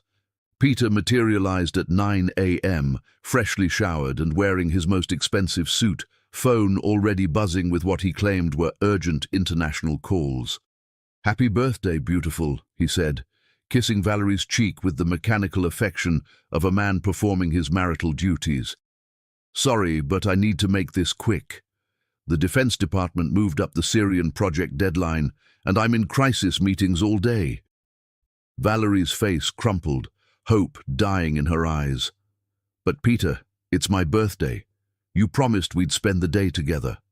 "I know, and I hate it," Peter lied smoothly, checking his Rolex with barely concealed impatience. "But this contract is worth $500 million. I can't let personal celebrations interfere with national security projects. We'll celebrate tonight, I promise. Maybe book that European trip you've been wanting." More lies, delivered with practiced ease. Young Valerie watched her mother's heart break in real time, saw the exact moment when trust shattered into devastation. "Of course," Valerie said quietly. "I understand. Business comes first." Peter grabbed his briefcase and headed for the door, pausing only to call back, "Order yourself something nice for lunch. Put it on the company card, and maybe book that spa day you've been wanting." He was gone before either woman could respond, leaving behind the scent of expensive cologne and the wreckage of another broken promise. Young Valerie activated her laptop the moment her father's car disappeared down their driveway. The camera feed from the guest house showed Peter arriving within minutes, but he wasn't alone. Rebecca's red Porsche was already there, and through the high-definition camera, young Valerie could see her father's mistress waiting in the bedroom wearing nothing but black lingerie and a predatory smile. "The bastard," young Valerie whispered, her hands clenching into fists as she watched her father embrace Rebecca with a passion he hadn't shown his wife in years. What happened next was even worse than young Valerie had imagined. Peter hadn't just brought flowers to his mistress, he'd brought the exact arrangement that should have been his wife's birthday bouquet. Sunflowers mixed with roses, the combination he'd given Valerie on their first anniversary, now being presented to the woman who was destroying their marriage. "These are beautiful," Rebecca purred, accepting the flowers that belonged to Valerie. "What's the special occasion?" "It's my wife's birthday," Peter said without a trace of shame, "but I'd rather spend it with you." Young Valerie felt physically sick watching her father's betrayal unfold in real time. This wasn't just an affair, it was a calculated cruelty that defiled every sacred moment of their family's history. For the next several hours, young Valerie forced herself to watch and document everything, building an irrefutable case while her heart broke for her mother. She watched Peter and Rebecca make love with a passion that had been absent from her parents' marriage for years. She listened to her father declare his love for another woman in words that should have been reserved for his wife. Most devastating of all, she watched him present Rebecca with jewelry that Valerie had been hoping to receive for her birthday. Meanwhile, downstairs, Valerie spent her birthday alone. She decorated her own birthday cake, wrapped her own presents from Peter, expensive items ordered by his assistant, and tried to maintain dignity while her world crumbled around her. At 3:30 p.m., young Valerie could no longer contain her rage and heartbreak. Her mother was sitting in the living room, staring at her birthday cake with tears streaming down her face, while her father was 20 minutes away making love to his mistress and promising her a future that belonged to his family. "Mum," young Valerie said softly, connecting her laptop to the large television screen in the living room, "there's something you need to see." "What is it, sweetheart?" Valerie asked, wiping her tears and trying to smile for her daughter. "The truth about where Dad really is right now." At exactly 4 p.m., as Valerie sat alone lighting candles on her own birthday cake with trembling hands, young Valerie made the decision that would destroy their family forever. "Mom," she said softly, connecting her laptop to the massive television screen, "there's something you need to see. Something you need to know about where Dad really is right now." "What is it, sweetheart?" Valerie asked, wiping away tears and trying to smile for her daughter. "The truth about the man you married." Young Valerie activated the live camera feed and shouted the words that would shatter their world. "Mom, look what Daddy is doing!" The 75-inch screen exploded with high-definition betrayal. There was Peter Williams, husband of 23 years, father, the man who'd built their fairy tale life, naked and passionate with Rebecca Martinez, while his wife sat alone on her birthday. But the video was just the beginning of the devastation. The audio was crystal clear, every word a dagger to Valerie's heart. "God, Rebecca, you're incredible." Peter's voice filled their living room as he kissed his mistress. "So beautiful, so passionate. Everything my wife used to be before she got old and boring." Valerie's gasp of pain was audible, but young Valerie forced herself to keep the feed running. Her mother needed to hear everything. "These flowers are gorgeous," Rebecca purred, accepting the sunflower arrangement that should have been Valerie's birthday bouquet. "What's the special occasion?" "It's my wife's birthday," Peter said without shame, "but I'd rather spend it making love to you. She's probably sitting at home feeling sorry for herself, wondering why I don't love her anymore. If she only knew it's because I found someone who actually understands what a successful man needs." Valerie's scream of anguish shattered the silence as she collapsed to the marble floor, her birthday cake exploding in a shower of chocolate and frosting. 23 years of marriage, a lifetime of trust, obliterated in seconds of absolute truth. "Turn it off," Valerie sobbed, but young Valerie knew her mother needed to see the complete scope of the betrayal. "No, Mom, you need to know everything. You need to see what he really thinks of us." The camera captured Peter presenting Rebecca with jewelry, the diamond earrings Valerie had been hoping to receive for her birthday, now being placed on another woman's ears, while Peter told her she was worth every penny. "My wife wouldn't appreciate these anyway," Peter said, fastening the earrings on Rebecca. "She's lost all sense of style, all ambition. You understand luxury, understand what it means to be with a powerful man." Each word was another knife to Valerie's soul. This wasn't just physical betrayal, it was the complete rejection of everything she was, everything they'd built together. "He gave her my jewelry," Valerie whispered, hyperventilating as the full scope of his deception became clear. "He's using our anniversary song as background music. He's wearing the cologne I bought him for Christmas." Young Valerie documented everything with tears streaming down her face, knowing this evidence would be crucial, but hating every second of her father's cruelty. She watched Peter mock their family life, complain about his demanding wife and needy daughter, promise Rebecca a future that belonged to them. "I'm going to leave them soon," Peter told Rebecca as they lay together in post-coital bliss. "Just need to figure out the divorce settlement. But you're my real family now, baby. You're everything I actually want." Valerie vomited then, her body rejecting the poison of his words as surely as her heart rejected the man she'd loved. 23 years of her life, reduced to an inconvenience he needed to figure out.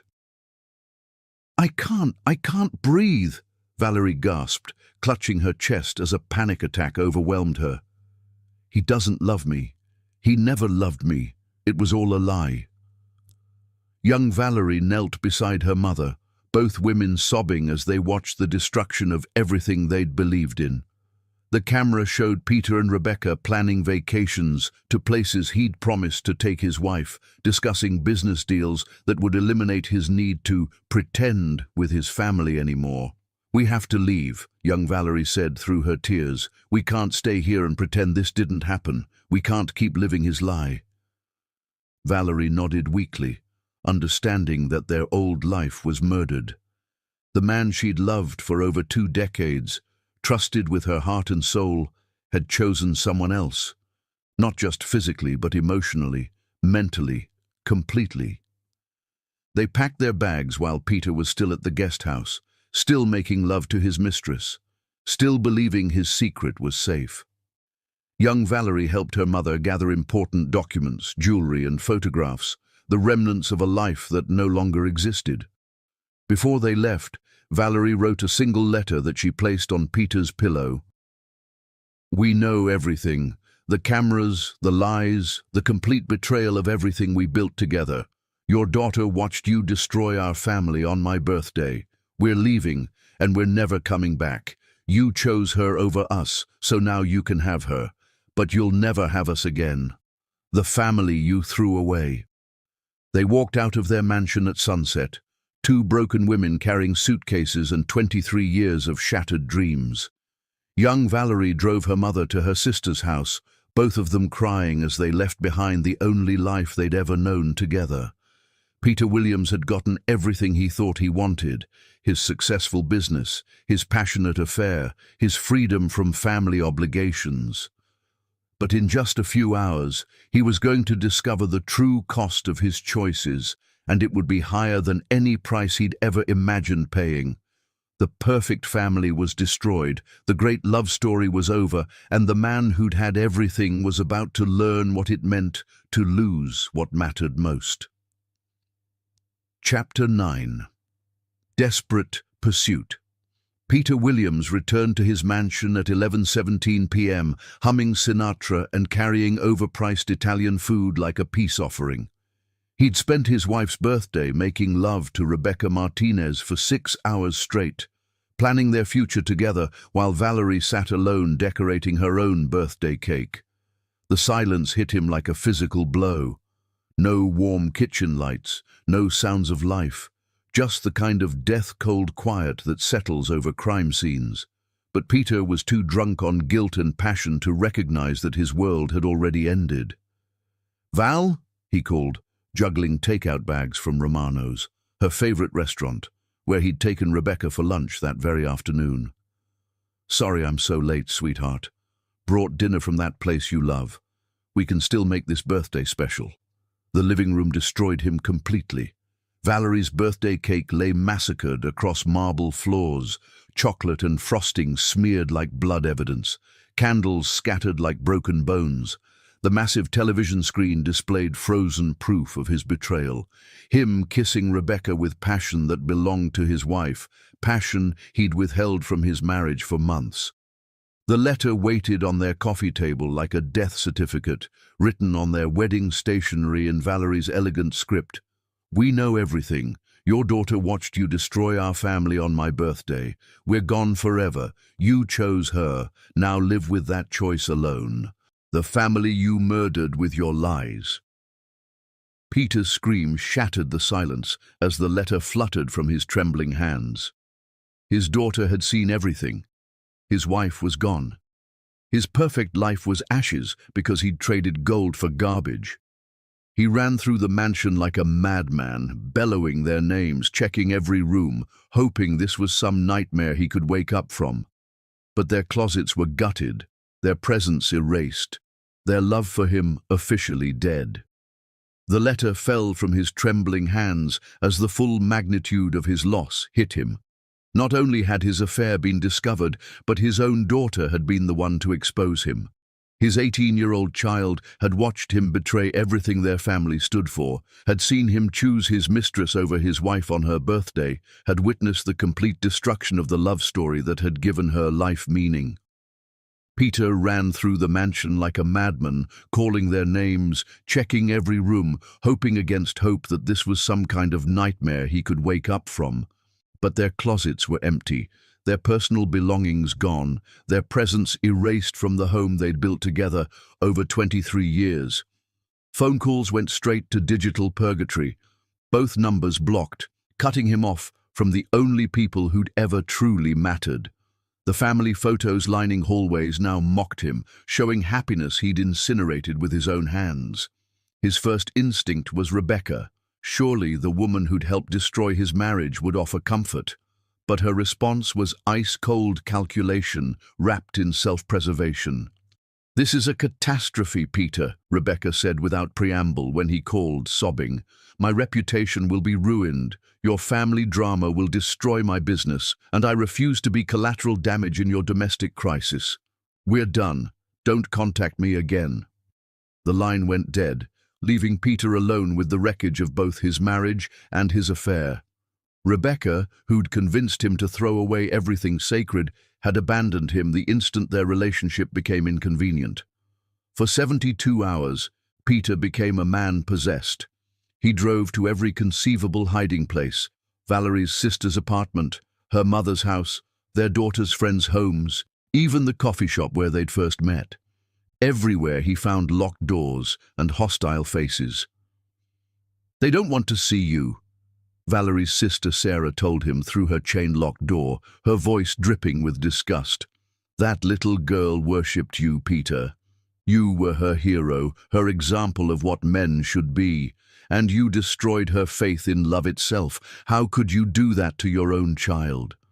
"I need to explain," Peter began desperately. "Explain what? That you're a selfish man who threw away 23 years for some consultant? They're safe, they're together, and they're finally free of your poison. Leave them alone." The social destruction was swift and merciless. News of Peter's affair spread through their elite circle like wildfire, turning their perfect family into whispered gossip. Charity boards quietly removed the Williams name from donor lists. Business associates cancelled dinners and golf dates. The family everyone had envied became a cautionary tale about success corrupting good men. His business began to suffer as his emotional state deteriorated. Peter couldn't concentrate during meetings, missed important deadlines, and made strategic errors that cost his company millions of dollars. The Pentagon, concerned about his stability, put several major contracts under review. International partners questioned his reliability. The empire he'd built over decades started crumbling under the weight of his personal destruction. "Mr. Williams, you need to take some time off," his senior partner James Richardson suggested after Peter broke down crying during a board meeting. "Get your personal life sorted out before you destroy everything we've built together." But there was no sorting out his personal life.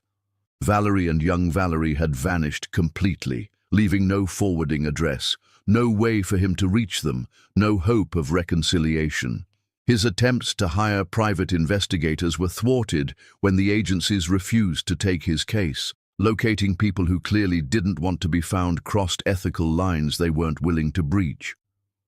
Peter's physical health began to deteriorate along with his mental state. He stopped eating regularly, lost 30 pounds in 6 weeks, and developed a tremor in his hands from stress and guilt. The confident, successful businessman who'd commanded respect in boardrooms around the world became a broken shell of a man, haunted by the magnitude of his losses. Sleep became impossible.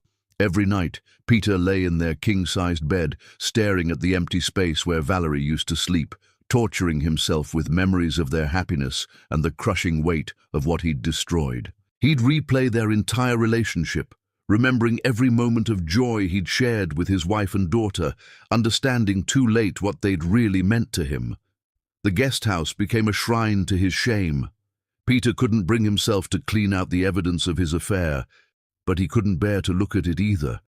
The lingerie he'd bought for Rebecca, the love letters he'd written, the photographs of their stolen moments together, all of it remained as testimony to the worst mistake of his life. Letters became his obsession, heartfelt, desperate pleas for forgiveness that he sent to every address he could think of. He poured his soul onto paper, admitting his guilt, expressing his devastating remorse, begging for just one chance to make amends. "My dearest Valerie and my precious daughter, I know I have no right to ask for your forgiveness, but I'm begging you to let me try to make this right. I destroyed the most beautiful thing in my life for something that meant nothing. Rebecca was a terrible mistake, a moment of weakness that became a pattern of betrayal I can never excuse. You are my heart, my soul, my entire world, and I threw it all away for temporary pleasure that left me empty and broken. Please, just tell me how to fix this. Tell me how to earn back even a small piece of your trust. I'll sell the company, give away every penny, do whatever it takes to prove that you are the only things that matter to me. I love you both more than my own life, and I'll spend whatever time I have left proving that to you if you'll just give me the chance. Your broken husband and father, Peter." But the letters went unanswered, returned to sender, or simply ignored. The expensive gifts he sent, jewelry, flowers, artwork he knew Valerie would love, were returned unopened. Every gesture of remorse was met with silence that felt like death. Peter's friends tried to help, reaching out to mutual acquaintances who might be able to mediate. But the responses were always the same. Valerie and young Valerie wanted nothing to do with him, were building a new life without him, and had made it clear that his presence in their lives was unwelcome. "You need to accept that it's over," his best friend Marcus told him after another failed attempt at reconciliation. "They've been traumatized by your betrayal, Peter. That girl watched you destroy her mother on her birthday. Some things can't be forgiven." "I can't accept that," Peter said desperately. "I won't accept that. They're my family. I have to find a way to make this right." But as weeks turned into months, Peter began to understand that some mistakes are too devastating to overcome. Some betrayals cut too deep to heal. Some trust, once broken, can never be repaired. He had gained everything the world said mattered: wealth, success, power, beautiful women who desired him, and lost the only things that actually mattered: the love of his wife, the respect of his daughter, and the family that had given his life meaning. Peter Williams sat alone in his empty mansion, surrounded by the remnants of a perfect life he'd destroyed with his own hands, and finally understood the true cost of his choices. He had everything, and he had nothing. He was successful beyond his wildest dreams, and more broken than he'd ever imagined possible. The man who'd had it all had lost everything that mattered, and there seemed to be no way back from the devastation he'd created. Chapter 10. The Reckoning and Resurrection. The letter lay on Peter's coffee table like a death certificate for everything he'd ever loved. The elegant handwriting that had once written, "I love you," on anniversary cards now declared his family officially dead. "We know everything. Your daughter watched you destroy our family on my birthday. We're gone forever. You chose her. Now, live with that choice alone. The family you murdered with your lies." Peter Williams, billionaire, empire builder, destroyer of everything sacred, collapsed to his knees and screamed until his throat bled. The sound echoed through his empty mansion like the death cry of a dying animal. 4 months of hell taught him what rock bottom actually felt like. Not the mansion echoing with emptiness, not the social humiliation or business collapse. Rock bottom was understanding that his daughter, his precious princess, had watched him betray everything sacred while her mother decorated her own birthday cake alone. The first week, Peter didn't leave his bedroom. He lay in sheets that still smelled like Valerie's perfume, surrounded by family photos, alternately sobbing and screaming at God for letting him become the monster who destroyed paradise. Rebecca vanished the instant scandal broke. Her phone went straight to voicemail. "I'm sorry, but this relationship has become too complicated for me to continue. Please don't contact me again." 24 hours of passionate declarations had evaporated the moment his reputation became toxic. Peter laughed hysterically at the cosmic justice.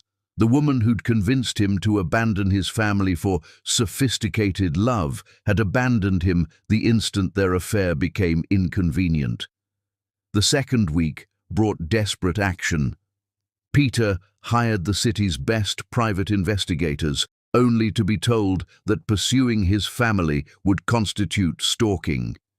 He contacted lawyers about parental rights, who explained that young Valerie was 18 and could legally choose never to see him again. "Your wife has filed a restraining order," his attorney explained. "Any attempt to contact them will result in criminal charges. They've made their position clear. They want nothing to do with you." The third week destroyed his last illusions. Peter liquidated everything, the company he'd built over decades, the mansion that had housed their dreams, every material symbol of success he'd worshipped. He donated $50 million to organizations helping families survive infidelity, hoping karma might grant him one chance at redemption. Money couldn't resurrect murdered trust. Wealth couldn't restore love he'd poisoned with his own hands. The fourth week brought his heart attack. Alone in his empty mansion, clutching his chest as cardiac arrest nearly ended his story before redemption was possible. Paramedics found him unconscious beside family photos, his body finally rebelling against the stress and guilt that had consumed him. "You're 45 years old and nearly died from a broken heart," the cardiac surgeon told him bluntly. "Stress, guilt, and isolation are killing you. Change everything, or you'll be dead within the year." Peter chose change, not because he expected forgiveness, but because dying as the man who'd destroyed his family would be the final insult to people who'd already suffered enough. The transformation began in the hospital's cardiac rehabilitation unit, surrounded by other men who'd nearly died from stress, ambition, and the pursuit of things that didn't matter. Peter listened to their stories, successful executives who'd prioritized everything above family, only to discover success meant nothing when you had no one to share it with. "I built a fortune and lost my children," said Marcus, a hedge fund manager recovering from his second heart attack. They won't even tell me when my grandchildren are born. Success is the most expensive drug in the world, and the withdrawal nearly kills you. Peter moved into a studio apartment in downtown's roughest neighborhood, not from poverty. He still had millions despite his donations, but from recognition that he needed to remember what actually mattered. His neighbors were homeless families, recovering addicts, immigrants working 3 jobs to survive, people who understood loss, struggle, rebuilding from nothing. Sacred Heart Shelter became his salvation and his penance. "Why are you here?" asked Maria Santos, the shelter director, watching this former billionaire scrub toilets without complaint. "Learning what I should have known all along," Peter replied, "that serving people matters more than using them." The children broke him open completely. 8-year-old Timothy, whose father had abandoned them for a younger woman. 12-year-old Sophia, who flinched whenever men raised their voices. 16-year-old Kevin, who'd stopped believing good fathers existed. Peter saw his own legacy in their wounded eyes, another powerful man who'd prioritized everything above the people who'd trusted him completely. "My daddy said he loved us," Timothy confided one evening as Peter helped with homework. "But then he chose someone prettier. Why do daddies lie about love?" The question shattered Peter's chest. "Sometimes grown-ups make terrible mistakes," he said through tears he couldn't control. "We convince ourselves that other things matter more than the people who actually love us." But the love was real even when the choices were wrong. "Did you make mistakes like that?" Sophia asked with devastating honesty. "Yes," Peter whispered. "The worst mistakes imaginable. I hurt the people I loved most, and now they're gone forever." "Do you still love them?" Kevin asked, his teenage cynicism cracking slightly. "More than my own life," Peter said. "But love isn't enough if you prove it doesn't matter through your actions." 6 months of working with broken families taught Peter what he'd lost through daily exposure to the damage men like him inflicted. He witnessed the aftermath of betrayal, children who couldn't trust, wives learning to rebuild their identities, families slowly healing from trauma that successful, important men had caused through selfish choices. Dr. Elena Rodriguez became his therapist, not because he expected miracles, but because destroying yourself serves no one. "You replaced emotional intimacy with material provision," she observed during their first session. "You convinced yourself that working for your family was the same as loving them." "I thought I was being responsible," Peter said defensively. "Responsibility includes emotional presence. Your wife needed a husband, not a provider. Your daughter needed a father, not a financial system." The breakthrough came during their 8th session, when Peter finally understood the psychological pattern that had destroyed his marriage. "Success became your drug," Dr. Rodriguez explained. "Each achievement gave you validation that temporarily filled the void where real intimacy should have been. But like any addiction, you needed more and more to feel the same high, until nothing else mattered." "How do I change that?" Peter asked desperately. "By learning to find worth in being rather than achieving, by discovering that your value comes from how you love, not what you accomplish." Peter's physical transformation was remarkable. He lost 60 pounds, his stress tremor disappeared, and the predatory intensity that had characterized his business persona softened into something almost childlike in its humility. But the real change was spiritual. He began attending 12-step meetings for work addiction, recognizing that his relationship with success had all the characteristics of substance abuse. "My name is Peter and I'm a work addict," he said during his first meeting, voice shaking with vulnerability. "I chose achievement over love so consistently that I destroyed my family. I had everything the world said mattered, and I lost everything that actually mattered." 1 year after his family left, Peter wrote a letter that was different from his earlier desperate pleas. No promises he couldn't keep, no dramatic gestures, no attempts to minimize the damage he'd caused. My dearest Valerie and young Valerie, I don't expect forgiveness, and I'm not asking for another chance. I'm writing to tell you that I finally understand what I destroyed. I chose success over love systematically, unconsciously, catastrophically. I convinced myself that working for you was the same as loving you. I was wrong about everything that mattered. Rebecca was a symptom, not the disease. The disease was my addiction to achievement, my inability to find worth outside professional success. I destroyed our marriage long before I betrayed it. I've spent a year learning to be human again, working with broken families, confronting the psychological patterns that led to my choices. Not to earn your forgiveness, I know that's impossible, but to ensure I never hurt anyone the way I hurt you. You were the greatest achievement of my life, and I traded you for nothing. Young Valerie, you were my masterpiece, and I taught you that love comes second to success. I love you both more than my own life, but I know love requires more than words. If you ever feel safe enough to let me try proving that love through actions, not grand gestures, just consistent presence, I'll spend whatever time I have left showing you who I've learned to become. If not, I understand. You deserved better than who I was, and you deserve peace more than my attempts at redemption. All my love, always, Peter. He mailed the letter without expectations, then returned to his work, his therapy, his slow reconstruction of character that success had poisoned. The crisis came 14 months later when Valerie's car was T-boned by a drunk driver. Young Valerie, terrified and alone in the hospital waiting room, made the call she'd sworn never to make.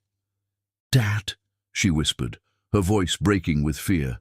Peter arrived within minutes, having abandoned everything the instant he heard his daughter's voice. When he saw young Valerie, scared, crying, needing her father despite everything, he broke completely.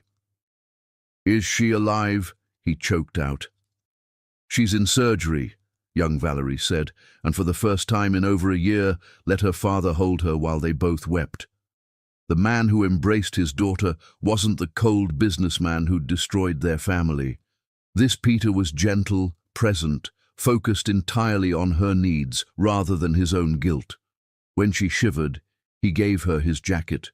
When she couldn't eat, he brought her favorite soup. When she needed to cry, he held her without trying to fix anything. "You're different," young Valerie observed during their 18-hour vigil. "I'm trying to be," Peter said simply. "Not for forgiveness. I know I can't earn that back, but because you and your mother deserved better than who I was." When Valerie woke up, weak but breathing, she found two faces above her bed. Her daughter and the man who'd shattered her heart but never stopped being her child's father. Over weeks of recovery, something impossible began happening. Peter's presence wasn't demanded or manipulative. He simply made himself available, asking nothing, giving everything. The changes in him were profound, fundamental, impossible to fake. "He sold everything, Mom," young Valerie said one afternoon. "The company, the house, everything. He's living in a tiny apartment and working with homeless families. He's not trying to buy forgiveness. He's just different." The conversation that changed everything happened in the hospital garden, 24 years of history hanging between them like a bridge that might hold or collapse. "I need to understand," Valerie said, her voice clear with purpose, "how the man I loved for 23 years could do what you did." Peter was quiet for a long moment. "I became addicted to success. Each achievement gave me validation that filled the void where real intimacy should have been. I needed more and more, until nothing else mattered." "When did I stop mattering?" Valerie asked, the question that had tortured her for over a year. "You never stopped mattering," Peter said, his voice breaking. "But I stopped choosing you. I convinced myself that working for our family was the same as loving you. I was wrong about everything." They talked for hours about betrayal, healing, whether love could survive such destruction. Peter owned the damage without reservation, explained his journey without expecting sympathy. "I've learned to live without you," Valerie said finally. "I'm stronger than I knew. I don't need you anymore, Peter." "I know," he replied. "That's why I'm hoping you might choose to want me back. Not because you need me, but because the man I'm becoming might be worth loving again." Young Valerie found them as the sun set, talking honestly for the first time in years. "I've been thinking about forgiveness," she said quietly. "Not because you deserve it, Dad, but because that's what love does. It forgives the unforgivable and rebuilds from ruins." Looking at her father, genuinely transformed, committed to proving redemption through actions rather than words, young Valerie made her choice. "Maybe we should try. Not because it'll be easy, but because that's what families do. We choose each other, even after terrible mistakes." 2 years later, the Williams family had built something new from the ashes of their old life. Not the naive love story of their youth, but something deeper. Love tempered by loss, strengthened by choice, precious precisely because it had nearly been destroyed. Peter never returned to business. He became director of Sacred Heart Shelter, using his skills to serve rather than accumulate. Valerie returned to her art with new passion. Young Valerie chose psychology, wanting to help other families survive what theirs had endured. Their modest home prioritized connection over image, presence over possessions. Love was measured in attention rather than income, success defined by family happiness rather than financial achievement. The Williams family had been murdered by betrayal, but from its ashes, something even more beautiful had emerged. A love story about second chances, earned forgiveness, and the possibility that people can genuinely change if they're willing to do the hardest work of their lives. Their fairy tale had ended, but their real love story, messier, harder, infinitely more honest, was just beginning, and this time Peter Williams knew exactly what mattered most.